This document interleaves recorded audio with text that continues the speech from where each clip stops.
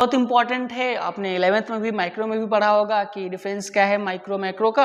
यहाँ पर भी हमें एक बार फिर से पढ़ना है डिफरेंस क्या है माइक्रो और मैक्रो का।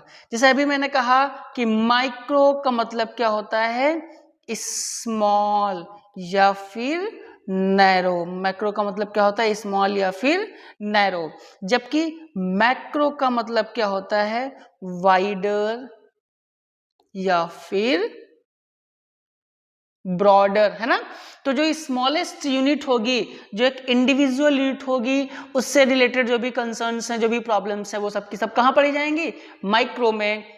जो एग्रीगेट ऑफ इंडिविजुअल्स होगा, जो ब्रॉडर यूनिट्स हैं, उससे रिलेटेड सारी की सारी प्रॉब्लम्स कहाँ पढ़ी जाएंगी, मैक्रो इकोनॉमिक्स में। तो डिटेल्ड में हम लोग देखते हैं इन दोनों के बीच का डिफरेंस क्या है। देखिए माइक्रो इकोनॉमिक्स क्या है, Microeconomics is the branch of economics that studies the economic behavior of individual unit of group, है ना।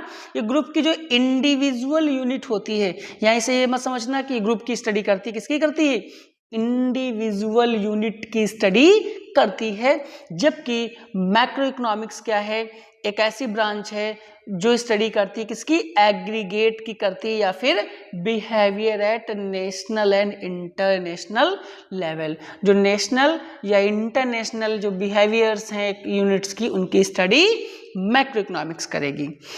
Micro economics concern with individual variable, जैसा कि अभी कहा, ये किससे कंसर्न है, ये इंडिविजुअल वेरिएबल्स के साथ कंसर्न रहती है।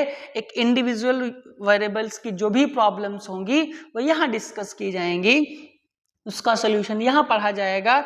जबकि जो एग्रीगेट होगा, जो ग्रुप ऑफ इंडिविजुअल्स होगा, जो एग्रीगेट वेरिएबल्स होते हैं, ग्रुप की जो प्रॉब्लम्स होंगी उनको सॉल्व, उनकी समस्या कहाँ पढ़ी जाएगी, मैक्रो इकोनॉमिक्स में पढ़ी जाएगी। Micro economics it is a small part of economy. भाई एक इंडिविजुअल यूनिट पूरी इकोनॉमी का बहुत छोटा सा पार्ट होता है।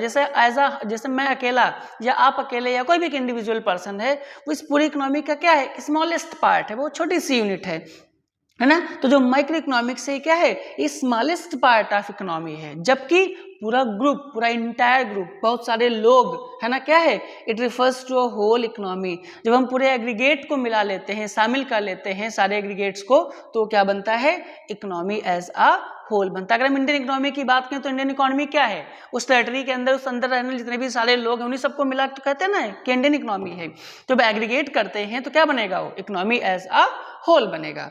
And next is it has a limited scope. देखिए नैरो कॉन्सेप्ट है, ये स्मॉलेस्ट यूनिट की बात करता है, इसलिए इसका कैसा, लिमिटेड स्कोप है। जबकि जो एग्रीगेट की बात करेगा, जो सब की बात करेगा, जो सारे यूनिट्स को अपने आप में शामिल करेगा, उसका जाहिर सी बात है कॉन्सेप्ट कैसा होगा, वाइडर स्कोप होगा, वाइडर कॉन्सेप्ट होगा।